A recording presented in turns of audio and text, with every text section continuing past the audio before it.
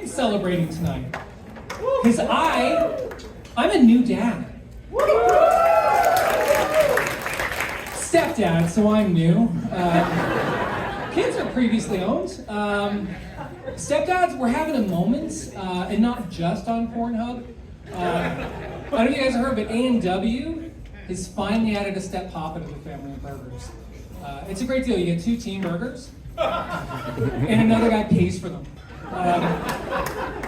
Only available every other weekend. It comes topped with garnished wages, which is nice. Any parents in here? Any parents in here? I've noticed that raising kids is very tricky because they ask a lot of questions. You know what I mean? Keep you on your toes. One day the girl asked me, "Paul, what is a bleached asshole?" I told her Guy Fieri. It's tricky. You have to be very careful what you say to kids too, because they're dumb. They're really dumb. Like our kids think we have a ghost because I told them we have a ghost. Neighbor's wife is a bit of a screamer, so it's the best I could come up with. You know what I mean? I'll be honest. I never planned on having kids. I grew up in Oshawa, where most kids aren't planned. In Oshawa, the most popular item at A&W is the Teen Mama Burger, which is good. Also never had kids because no one asked me. That's probably the main reason. I was a late bloomer because women, when you're younger, you want a guy who's edgy, right? Not how I was raised. As a Boy Scout, I was an altar boy. My parents clearly wanted me to be molested. I wasn't. Cute enough. But fortunately for me, as women get older, their standards get so much lower. My wife never would have dated me in her 20s. We laugh about it. I don't know why she laughs. My wife is awesome though. She was born in Beirut.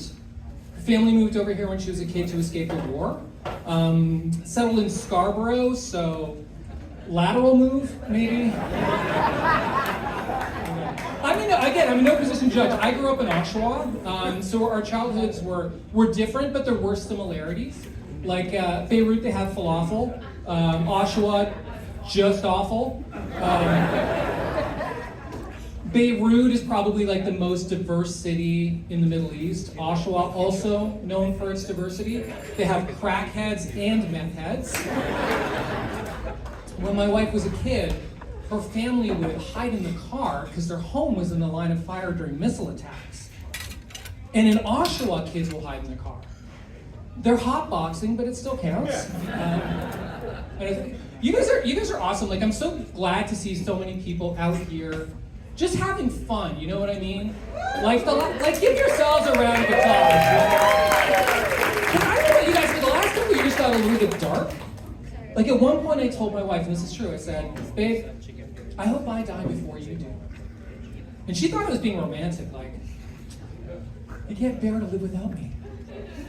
I just don't want to pack up all her shit. Because that's a real thing, when a loved one dies, you have to pack up all their stuff. And sometimes you come across things you wish you never found. When my grandfather died, he was super old. He was so old that when he was a kid, they didn't have porn, they had erotica. You know what I mean? It was just black and white photo, just a tit hanging out, a bush like James Harden's beard. But I was at the retirement home cleaning out his closet and I found a giant suitcase filled with Viagra. And I was like, it's so hopeful. So at his age, one pill could be a lifetime supply. As it turned out, my grandfather was dealing boner pills to all the other grandpas. Because here's a fun fact, old people love to smash. Sometimes that's not rigor mortis. You don't want to know how your grandma broke her hip. It's dirty too. I don't know if you guys know, but STIs are rampant in senior homes. It's weekend at herpes.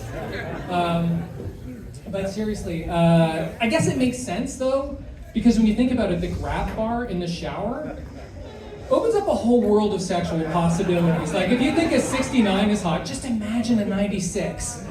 Dentures flying everywhere. If I could leave you with one piece of advice tonight, Don't kiss grandma in the mouth. Anyways, my name is Paul Schmidt.